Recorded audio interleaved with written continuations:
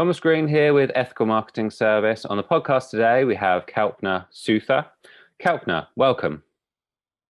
Thanks for having me here on your podcast. It is my pleasure. Would you like to take a moment and tell the audience a little bit about yourself and what you do? Yes, awesome. So my name is Kalpna Suthar. I am the CEO and founder of Uncensored Society.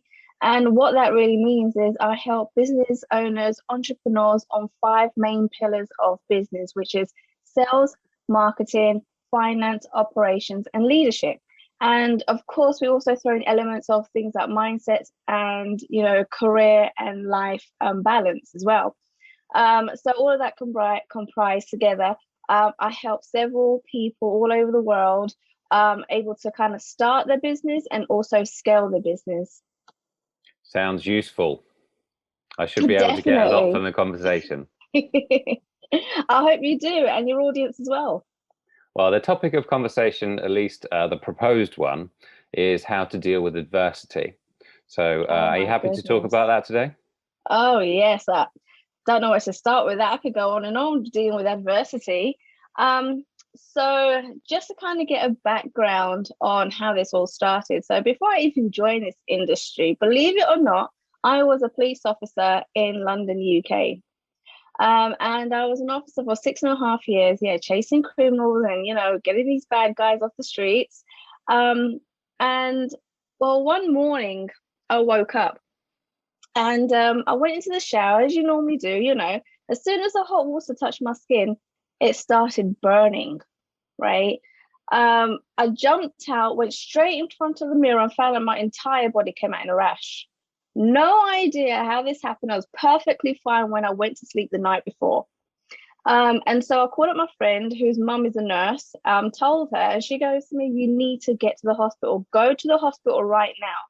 So I was like, oh, what's going on? She was like, just get to the hospital. So I got to the hospital. They did all these tests and everything on me. Was there for a few hours, and I waited in the consultation room at the end for the doctor to come in to give me my results. And as soon as he walks into the consultation room, he looks at me and he goes, you were lucky you got here when you did. So my reaction was like, why? What's going on? What's happened? And he goes, if you didn't get here when you did, your throat would have closed up. So at that point, I was like, well, what if my throat closed up during the night? I would never have seen the next morning. And so I carried on asking him, how did this happen? What's the cause of it? And he said to me, this type of rash is due to being overly stressed. So at that point, I was like, well, I can't do what I'm doing because, as a police officer, you are around negativity 24/7. You can't get away from it, right? There's no positive elements to being a police officer apart from catching the bad guys, right? And so I decided at that point that I'm going to quit my job. Don't know what I'm going to do and have no plan, but figured, you know what, I've got money enough saved up for 6 months for me to figure this out. And so I quit because at the end of the day, I was like, it's my life that's on the line. And I've got to do something about it. Clearly what I was doing wasn't working. I need to change something. And so I quit. Straight after, I was like, right, okay, I've got to figure this out. I was like, I like the idea of building a business. I had no idea what kind of business, what service, what product. I just like the idea of being my own boss, right? Because in my 20s, I had gone through job to job to job to job. And again, I had family and friends telling me, you know what, you need to find one job and stick to it. Once you stick to it, you got to keep going and then you retire and that's it, right? Because that's what they do. That's what my parents have done. And so they kept telling me, the way you're living isn't right. The way you're going from job to job isn't right. But to me, I kept going job to job because I was trying to seek what it was that I wanted to do. And I wasn't happy in any of those roles, which is why I kept jumping from one thing to another. And it was really kind of drastic, the different jobs I was doing. So one minute I worked in a magistrate's court. The next minute I worked in the college. The next minute I was working in events. The next minute I was working as a youth worker. So it was so varied. And I was just trying to seek out what it is that I really wanted to do, right? Rather than just kind of stick to a job, retire, and then die, right? That's really what people are doing. And so once I quit my police officer job, I was like, right, I've got 6 months to figure this out. Let me see what happens. And no word of a lie, like the minute I did this, the minute I quit my job, all of a sudden, all these doors started opening, right? All these opportunities kept coming my way. And I was like, oh my God, I should have done this from years ago, right? Why didn't I figure this one out? And so, and so all of a sudden, these opportunities were coming my way. Now, there were opportunities, not building my business, but it was the journey and exploring the things I could do regards to building a business. So first of all, I was given an opportunity, and I don't even know why I said yes to this, but as a campaign manager for Liberal Democrat during the elections, right? Now, the number one thing that I learned there was there's actually more criminals in politics than there are in the prisons. And the things that I learned there, I was horrified. And I was like, okay, if the police force didn't work for me, politics definitely isn't for me, right? So I did a few months there, and then a week or so later, I then had another opportunity come my way. So all these things just happened one after another, like it was just meant to be. And this opportunity was for me to travel around the world, all paid for, accommodation paid for, and to work at live events, business events, right? So I'm like, okay, this is interesting. It's almost too good to be true. Who offers you an opportunity like that? That never really ever happens, right? And so I was like, well, I've got nothing to lose. Let me see how this goes. And the first place they sent me to, they said to me, you've got 2 days to pack and you're flying to Malaysia. I'm like, oh, wow. Okay. So I went to Malaysia, and for many years, this is what I was doing. Just living out of a suitcase, going from event to event, country to country, city to city, town to town, and really serving people at these events. And at the same time, I was learning through these gurus. I was learning through the speakers, that were talking about digital marketing, that were talking about copywriting, that were talking about, e-commerce and, setting up stores online and Amazon and all this kind of stuff. And I'm like, okay, there's something behind this whole digital business, right? And so I started exploring a little bit more and learning a little bit more. And what really surprised me was that at that point, I really learned the difference from being a boss, right, and being an employee and having a boss above you, and then being a leader. So many of these gurus that I've actually spoken to and seen, they love to kind of lead their team. They like to help their team grow, right? Whereas when you're in the corporate world, right, you just get dictated, do this, do that, don't do this, you're doing this wrong. And I've never, ever, in the different jobs I've had a boss that was actually a leader. And that's the biggest difference between the corporate world and then in actual business world. And so kind of learning those elements and how to lead and what the difference is, and how to hire and how to treat staff, how to keep staff, how to help them develop as well, was something that I was intrigued by, because I was like, well, yeah, this is what it's all about. This is how it should be, but it's not like that in the corporate world at all. And so what I started doing is going to these events, serving people, learning myself as well, seeing how actual business works from these gurus, and being in the back end and just seeing how it all kind of ticks over. And so I then kind of came to a point, right, well, I want to start my own business. I know what I want to do. Speaking to these clients at these events, there's one particular thing that was missing that no or not many gurus or speakers, leaders actually do. And that is just being brutally honest with your clients and telling them what they need to hear rather than what they want to hear.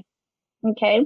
Now that was very different to the way I actually serve people and the clients at the events. So the difference was I I got very deep, and the conversations I have with people are very deep. My strategy calls, kind of helping people look at a different perspective on things. And it's funny because on my consultation table, the team always made sure there was a box of tissues, because at some point, every single person that comes to my table to have a conversation with me is going to cry.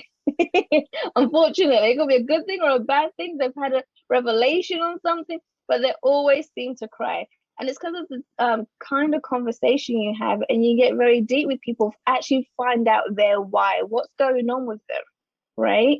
And people don't actually take that time, because what you'll find as well is a lot of salespeople, especially at these events, they're just there for the money. Let's just get the money, however way we can. We just want to get the money. Well, the thing is, you're going to work so hard to try and get the money. As a salesperson, as a business owner, when you're first starting out, if you're just focusing on getting the money, okay? Now, if you start focusing more on your client, and they can actually see that, okay, this person's actually interested in me. They actually want to know about me. They're taking the time out to help me figure this out. The minute they feel loved and they feel cared about, right, the easier it is that they'll just end up throwing the card at you, okay? Because they can see that you're someone of service that's there to help them grow. And therefore, that's what they are looking for, because there's too many people in the industry that just want to get the card, and that's all it is, right? And so I realized, so my strategy, the way I'm having these conversations with people, is what people are looking for, but they're not actually getting. And so my coaching, and my company is called Uncensored Society. And the reason why I named it Uncensored Society, because everyone that joins my program has to have the attitude of being raw, real, and relentless of getting to their dreams. Like, there's no excuses. There's no, oh, I don't have the time, or I've got this to do, and I've got kids, and well, sorry, but other people have kids, other people have responsibility. Life is life. But if you're really serious about getting to your goals, then there's no excuses. You've got to make it happen. Otherwise, you're going to keep saying, I'll do it tomorrow, and I'll do it tomorrow, I'll do it tomorrow. And by the time you know it, you're going to be 60, right? And where's all that time gone? And so the way I do my coaching is some people say it's brutal. I just say it's just being very, very honest. And so that's why when people actually apply for my program, you got to apply as application only, because I'm looking for that particular person, because I want to get results. Not just the clients, but I need the client, and I want to see results. I need them to follow a system. They've got to be coachable. And if you're going to start getting lazy, then I am going to be there to, kick you up the backside and tell you what's going on here, right? I will keep you accountable.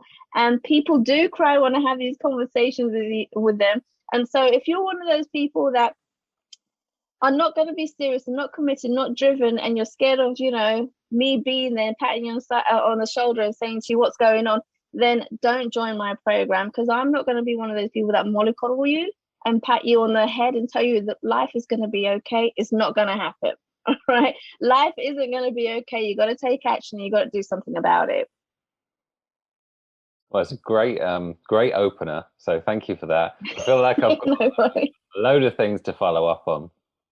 Awesome. To start off with, you mentioned the police. I don't know, the negativity, I think, was the way that you phrased it. The way that I've heard that job being described is you spending all of your time protecting the 99% from the 1%. And so I can imagine how that would be tough.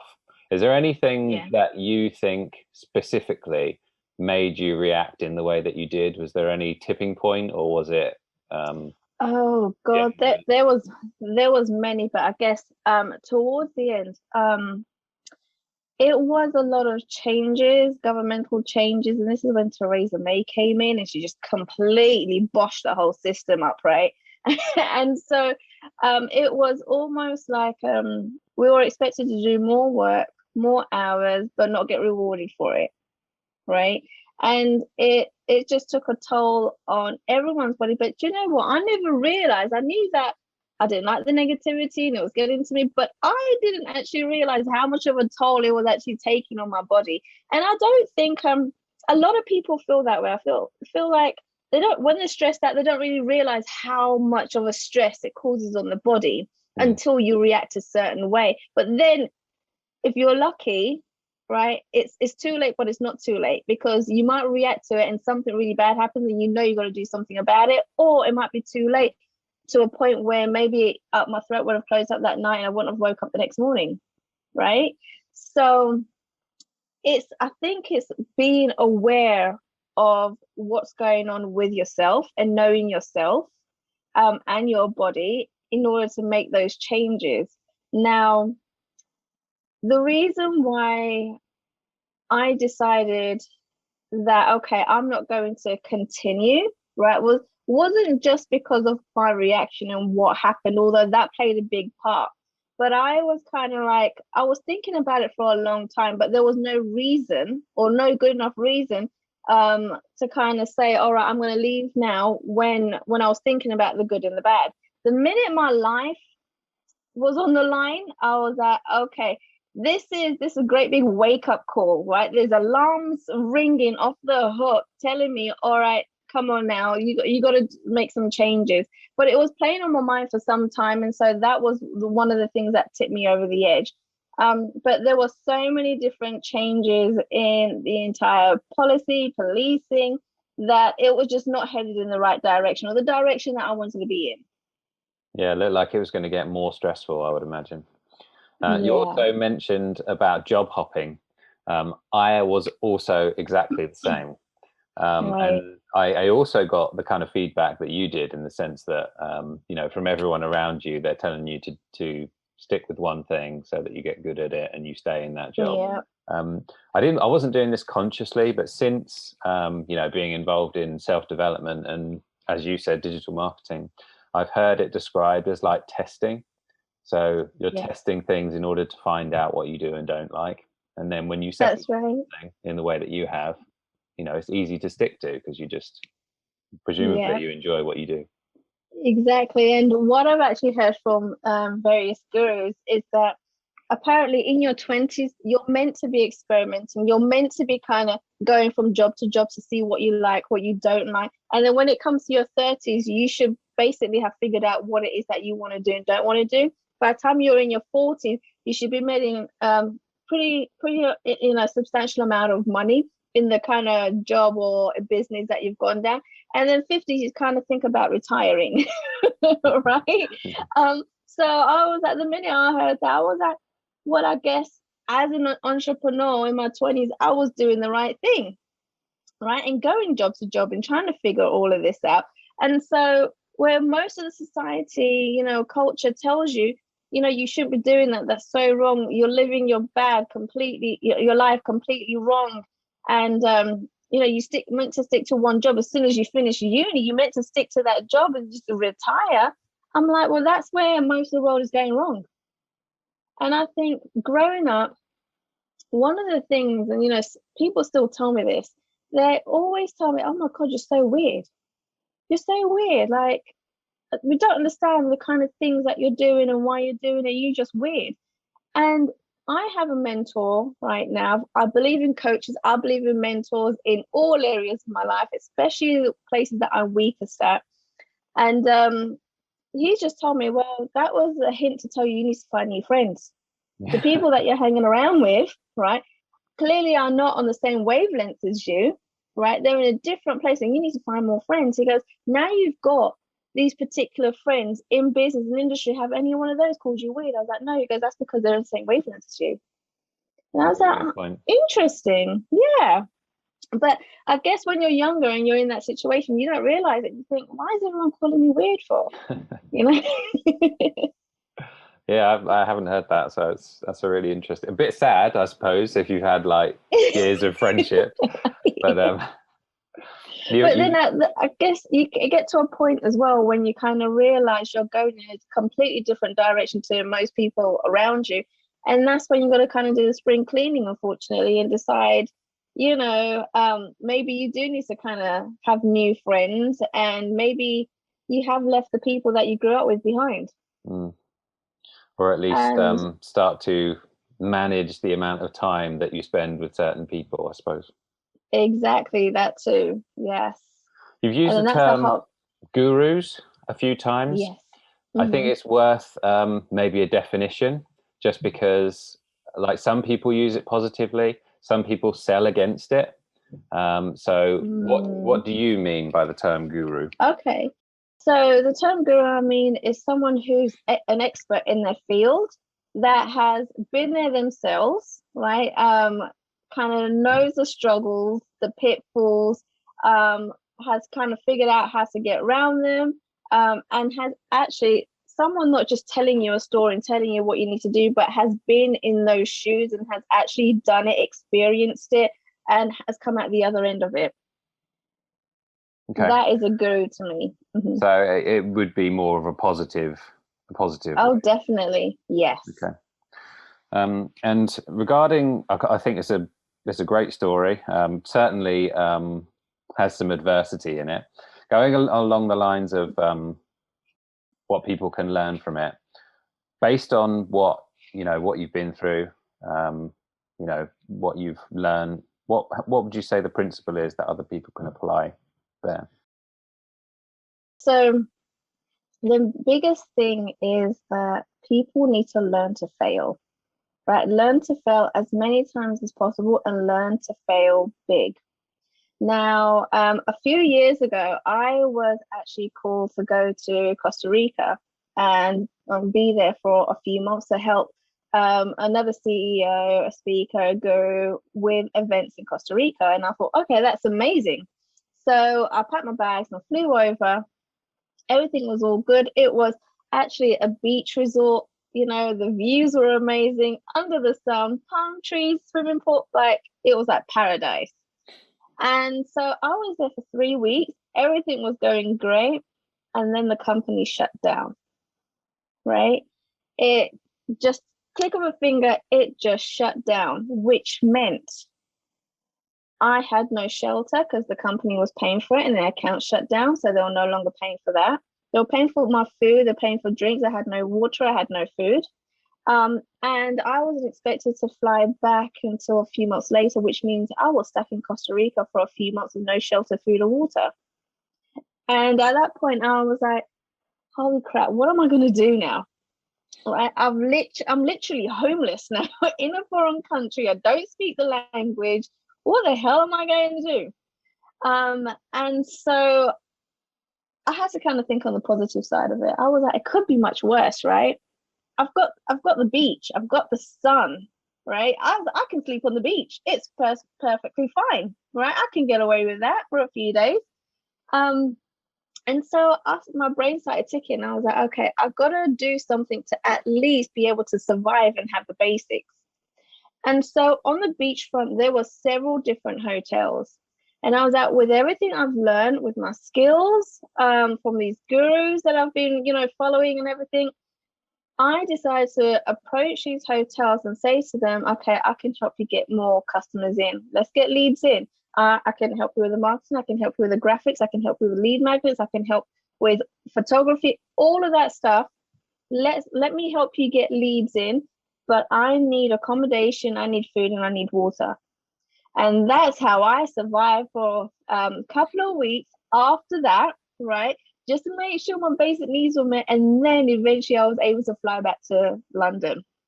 So no Now, sleeping on the beach.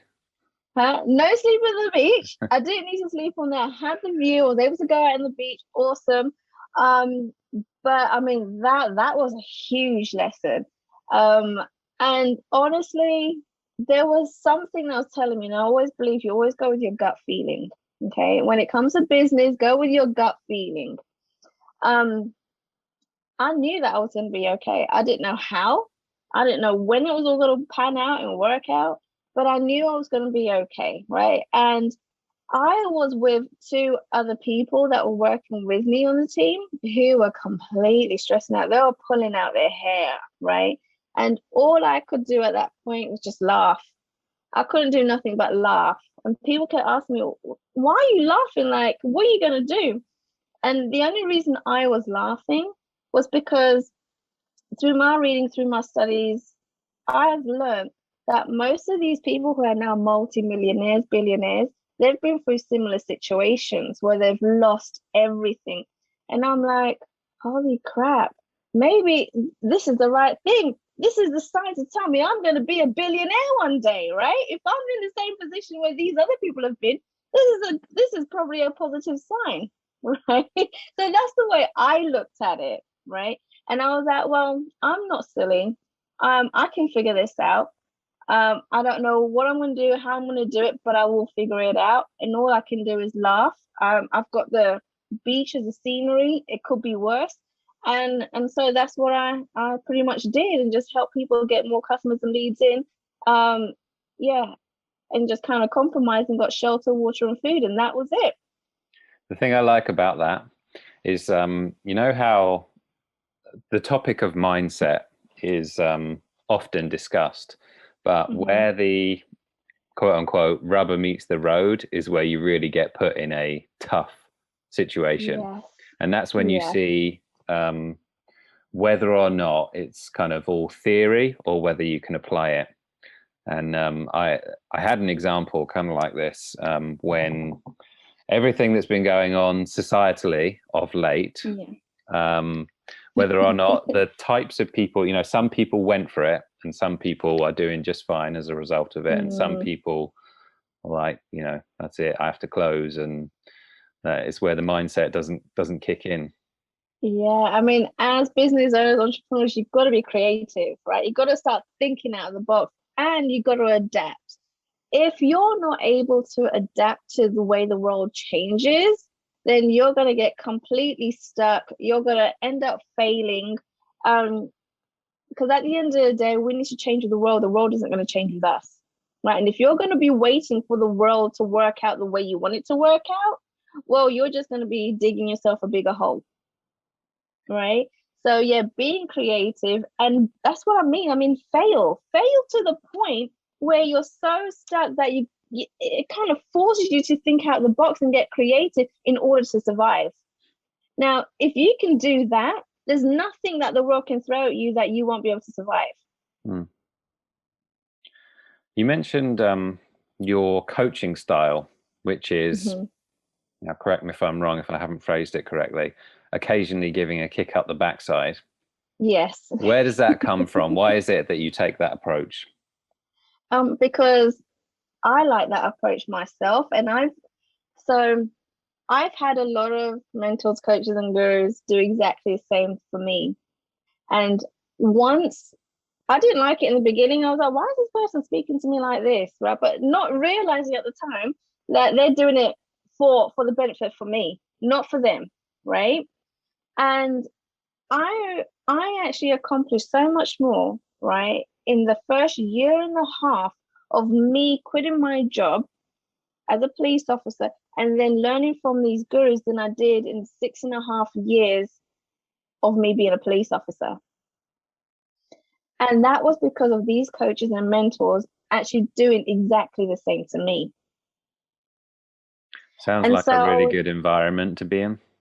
yes, it definitely, I didn't realize at the time because it was a different environment to me. It was something completely new. I didn't know what was going on half the time. Why is there someone on stage talking about digital marketing? What is going on here? What is digital marketing? So I went in with a completely blank canvas, right? And I was like, right, I want to learn. Teach me, what is this world about? And so I found it easier to kind of learn the new skills that I needed to for that kind of period of time, that journey of mine, because I went into as a blank canvas. And it was funny because people were saying to me, you've just come into this from a completely different background, into this industry, but yet you're picking up a lot more things than people that have been in the industry for 20 years. Why is that? And the main reason was because I had nothing to compare this industry to. So a lot of other people in the team were saying, oh no, well, this company does it this way, and this company does it this way, and I don't like how this is being done. But I came from a place where it was completely different. And so I had nothing to compare it to. So all I was open to was, all right, teach me, show me, how do I do this? And so when you go in as a blank canvas without any kind of expectations of what it should be or what it shouldn't be, and you're just willing to learn, that's when you start picking up things a lot more quicker because you're open to the different things that's going on around you. Yeah, no pushback, all implementation in a way. Yes, exactly.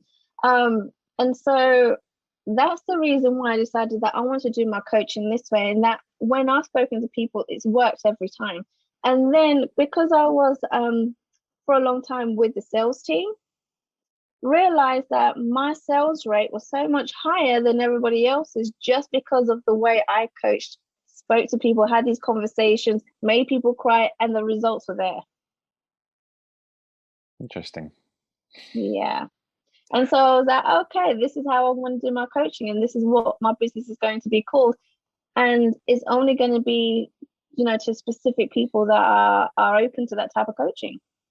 If someone were to want to be surrounded by, in the way that you were, so like it reminds me of a term, immersion. So I'm immersing myself in positivity, in self-development, in order to eventually get a particular outcome, which I guess would be either skills based or competence based.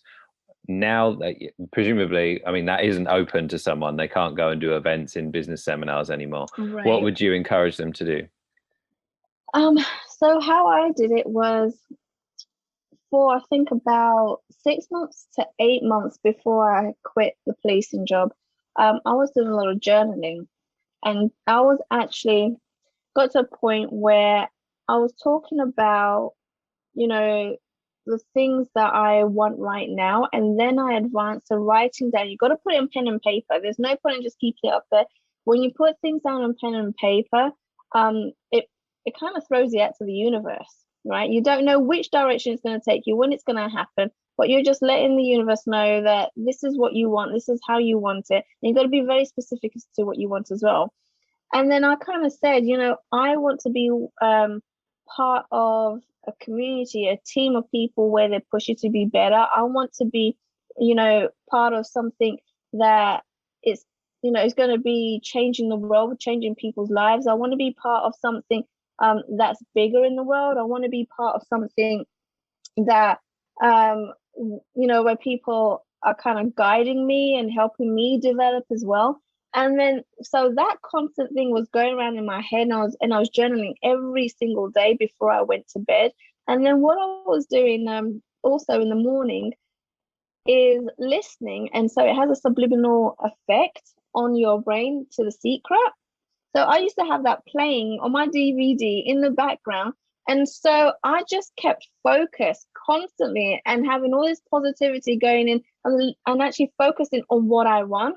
And then I think that's why eventually all these doors started opening up. But I had to take the huge jump and a huge leap of faith, right? And actually completely quitting my job and not having a plan B to figure out what I wanted to do. But the minute I took that leap, that's when things started opening up. And I was like, okay, so all someone had to tell me was just quit my job. Why didn't no one tell me that? But I guess it was something that I had to figure out for myself. So get clear on your outcome and immerse yourself in self development, essentially. Yes, definitely. Especially if you're currently in a really bad space and you feel like you're in a rut. And to be fair, with the pandemic, there is a lot of people, unfortunately, that are in that place. And if you want to get yourself out of it, it means gaining clarity, figuring out what you want. And actually, now you've got the time. And maybe if you don't have a job, you've been made redundant. Now is the time to kind of figure out what is it exactly that you want to do, rather than just going through life. What is it you want to do? What changes do you want to make? What's going to actually make you happy? What's going to make a difference to you and your family? And actually getting clear and, start taking certain actions to make that happen. But the first thing you need to do is make sure that your mental well-being is of a place where you are open to opportunities. If you're going to be worrying, constantly stressed out, and just miserable, that is not gonna things aren't gonna be opened up to you because you're constantly in a place of negativity. One of the things which when we were messaging back and forth before the podcast, you said Mhm. you were happy to speak about the topic of perception. Can you give me a context there, and what are your thoughts on that? Yes. So again, it's so going back to me and what happened to me in Costa Rica, it's perception. As you could have been the two people that I was with there and pulling out your hair and, just stressing out what you're going to do, how you're going to get out of this, where's your next meal going to come from? Or you could have come from a place and look at it as something positive, something for you to learn by, something for you to kind of start thinking creatively and thinking out of the box to figure out how you're able to get out of this. Now, the thing is, when you're so kind of stressed out and frustrated and worried, all of a sudden logic goes out of the window. The minute logic goes out of the window, your vision is blurred, and therefore you can't see or figure out any way out of this particular situation. So if you kind of just calm down and figure out, what are the positive sides of this? What could I actually be doing? What could I be learning from this? How can I implement the things that I've learned in the last few years to create a positive outcome for this? When you start, your kind of brain starts ticking away all of those things because you have got a clear mind and you are thinking positive, that's when you get a different perspective. That's when you start kind of thinking outside the box because you're no longer in that place of worry. Yeah, I heard that. So, I'm not sure how true it is, but I heard that anger lowers the IQ oh, I've in not heard that of that. moment. I'm not too sure how true that is, but that does make sense. It I does mean, make not sense. permanently, just when No, you're angry. exactly. Um, but then, I mean, I don't know about you, but I feel like, yeah, when I've been angry, the minute you get really angry, you can't focus on anything apart from the thing that's got you angry, right? And Mm. therefore, all you're probably just doing is cursing and cussing and all this kind of stuff. And then when you calm down and you actually think about the situation, you're like, oh, maybe this was the case, and maybe this did happen. The reason this person reacted this way was because of X, Y, and Z, right? Then you start thinking logically and be like, well, maybe this person had a point on why she or he said what they did. And maybe because they assumed this, that, the other. And that's when your brain starts ticking away and kind of tries to figure out why did this particular thing happen? Can you tell me about how the conversation went when you decided to go into a hotel and propose services in exchange for accommodation? Okay, so I was completely honest. And to be fair, the word actually got round as to what had happened. And so I just said to him, look, I'm not from this country. Um, I'm from the UK, came down to help a team out, and this is what's happened. Now I don't have shelter, I don't have food, I don't have water. I'm not looking for sympathy, but I do need to be able to, for a few weeks, few days, I'm not sure how long it's going to take, to be able to eat, drink, and have shelter. And then I started telling them about what my experience was, what my journey was. I said I was a police officer, and then I joined the online industry. And what the online industry means is about marketing, bringing leads in, customers, customer service.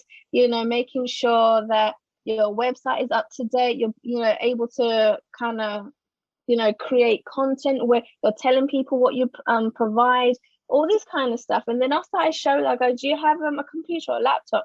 Yeah. So then I started showing them, the different things that people are doing that were part of these particular programs and how far they've got and what they're doing.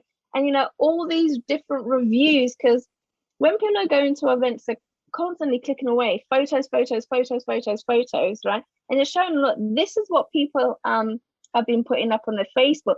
Check this out. Look at the reviews. Look at the feedback. Look how people have been feeling, right?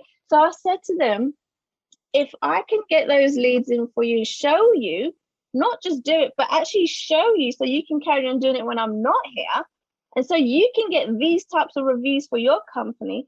Would that make a difference? And they were like, yeah. So that so I go to them, are you, if I'm willing to help you in your business, would you be willing to feed me, shelter me, and and water? That'd be possible. And to them that was like, oh my God, that's nothing. Of course, yeah. Because if they hired anybody else to do that, it would cost them thousands. Right. And so that was the kind of conversations I was having with people, and it was almost like a no-brainer. So was it in the hotel that you were already staying at? Um, it was, yeah, in the hotel that I was already staying at. And then there was a couple of other places along the resort as well that I approached. And they were happy for me to help them as well. So was that like in additional accommodation, or did you do that for a fee?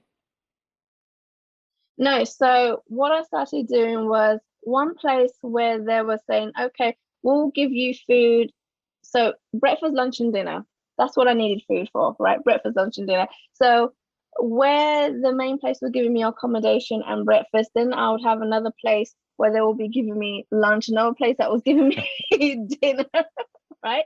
And then I was helping out some of the staff that were like behind the bar or in the kitchen, and they were so lovely because they heard what happened and they told their family and their wives, and their wives started cooking dinner, and then they were bringing it in at work and saying, my wife made this for you.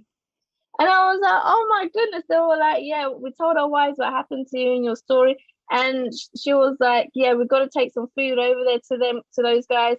And so when you actually put yourself out there, no matter how kind of vulnerable you are, what kind of situation you're in, as long as you're honest with people and tell them, what's actually happening, how you need their help, people are willing to help.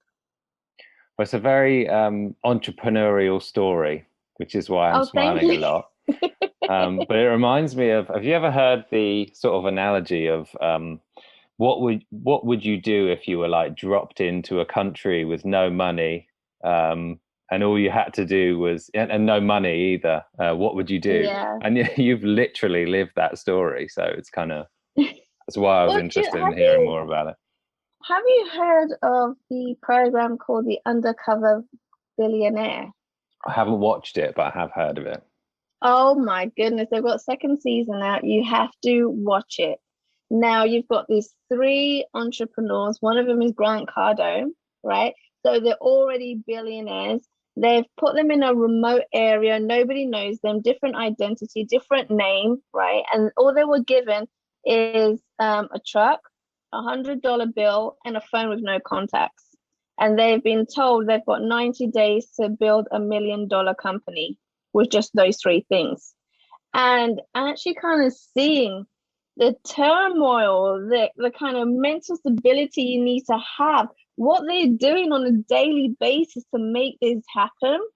And I'm like, holy crap, like there's so many nuggets to be learned. And the number one thing that every single one of them do is that you need to go out there and meet people. You got to find out who's in your community. You got to talk to people. You need to find out who the people in the top are in your community. You need to kind of learn to negotiate. You got to put yourself out there. So all those people that are scared of talking to people and networking and getting on those Facebook lives, because that's terrifying having a camera in front of your face, right? You got to learn to promote. You got to promote yourself. You got to promote what you do. You got to promote how it's going to benefit other people. If you're going to be scared and you don't promote yourself, then you're never going to be able to build a business, scale a business, or even make money, because nobody knows who you are, right? So promote, promote, promote. Tell people what you do. You got to brag about it. But in business, when you brag about it, it's not bragging. It's just business, right? Right. And you got to be good at telling people and feed and actually telling them what you actually do, what your business is, and just kind of sell yourself and your business to as many people as possible. And then just keep promoting, promoting, promoting, and screaming about it. That you're gonna make so much noise in the industry that no matter where everyone turns, they see you, right? And so that's one of the other things I've got to tell people when they're first starting that business. You got to get comfortable in bragging. Well, the other thing which I've got noted down as a potential topic of discussion. There's three things, and we agreed on how to deal with adversity, and that's where you're stuck in a country with no help, no money. There's perception, which you've already highlighted is how you look at that situation. Yeah. And then there's sales, which you've just identified, how you make a sale of. So it's like the perfect story of those three things. So, Awesome. I feel like it leads me to the next question, which is, can you tell me about your business goals? Oh, yes. So again, because I come from the world of events and having the pandemic and being stuck at home and, just kind of going crazy being locked up at home, my goal, or next goal, probably next year, will be to hopefully start doing live events again. So at the moment, I am doing one-on-one coaching, and group coaching is all on Zoom, just because the world has actually created it like that right now. And so I will eventually be creating workshops and live events, things like that, next year. At the moment, I'm actually promoting my 5-day challenge. And of course, it's called Getting Shit Done, because it's me, right?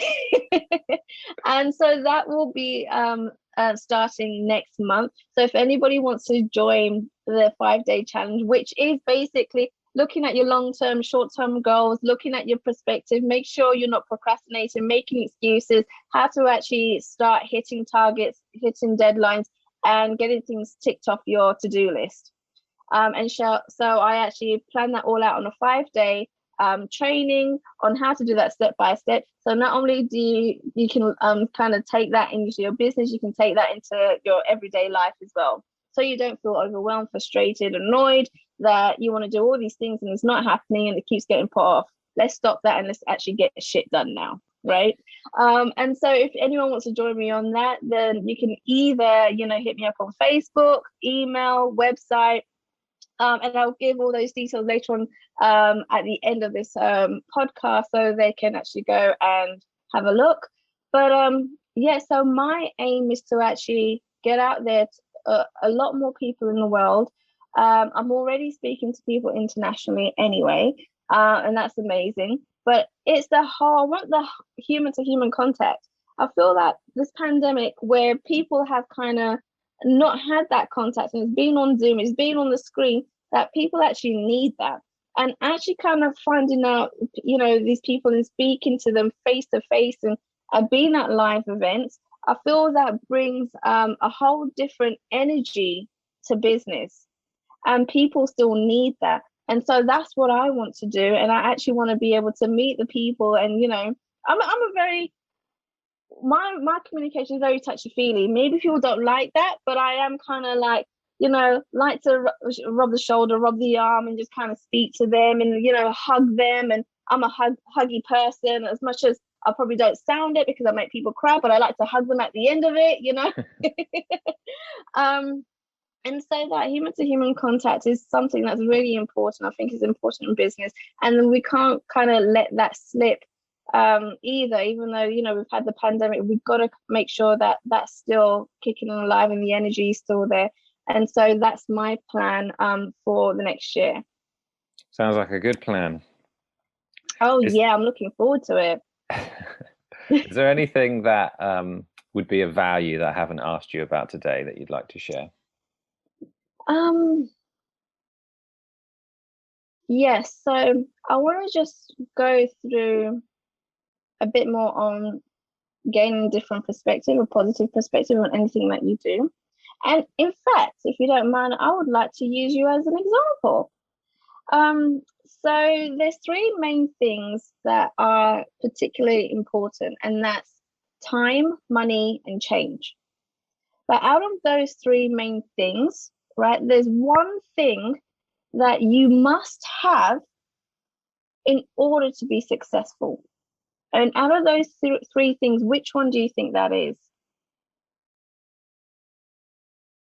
Time, do you say money, and Change. probably adapting to change, I would say. Right. So a lot of people, when I ask them this question, say to me, it's time, right? But then the explanation behind that is that, no, it's not time, even though that is important. And the reason for that is because no matter where you are in the world, no matter, what background, what culture you're from, every single person on this planet has the same time, right? So why is it that there's some people that are able to make $1 million, £1 million in one day, but then there's others that can only make $100? And the reason behind that is because of the different habits people have. Now, if you change your habits and do what the successful people do, there's no reason why you can't, make that $1 million in a day. There's no reason, but you got to be able to be open to change, and you got to be able to, want to change and actually take the steps in order to do that. If you're going to keep sticking to what you know and just do what you normally do, then things are never going to change for you. You've got to be able to change your habits in order to change your success level. So that's the last thing I think that's really important I wanted to say. So basically, I got the answer right. Yes, you did. You did. Rub on the shoulder for me. Yes, definitely. Kalpna, where is the best place for people to find you? So they can either go onto my website, which is uncensoredsociety.com. You can email me there, got all my details on the contact page, or you can find me on Facebook. Again, that would be under my name, Kalpna Suthar. I think you have all the links, and I'm sure you're going to be putting the links in the notes. And also you can find me on Clubhouse, again under K Suthar, not Kalpna Suthar, because apparently people are finding my name troublesome on Clubhouse, and therefore K is easier. So you can find me on there. In fact, I've got an event going on there today at 7 p.m. UK time, if you want to join me. And that topic is actually speaking about whether you should or shouldn't be wearing makeup when doing videos, live or recorded. Interesting. Yeah. Well, I have very strong views on that one. Yeah, what's your views? Oh, I tend to go without. That's my choice. Right. Yeah, because generally when I do my Facebook lives, anytime I do videos, this is the first time I put makeup on for a few months, to be fair. Right. I don't actually put any makeup on, and I've actually had someone pinpoint it out. I didn't actually realize this until someone pinpointed it out to me and said to me, when you do your Facebook lives, you never wear makeup. Like, how do you do that? I didn't realize that was such a big deal, but clearly it is. And so I'm doing a topic around that, and a lot of people have said to me that they feel that when people wear makeup, that they're not being authentic, that they're hiding something. So I thought that would be a really interesting discussion to have, and therefore I've created a room at 7 p.m. on Clubhouse. So if anyone wants to join me, that will be today. There you go. Well, you can put forward my opinion. How's that? I will do, definitely. It'll be great to get a man's opinion as well, because I have a feeling there's going to be a lot of women that's going to be joining that actual room, but it'll be great to have men on there to get their perspective too. Well, I think if you can be on there, that'd be awesome. The men's equivalent is the beard, isn't it? Isn't like having a big beard, like the perception is that the man's hiding something by having a big beard. Yeah. I'm not too sure about a big beard myself, to be fair. All right. Well, thank you very much for sharing your story. I think it's an amazing story and all the value. Thank you.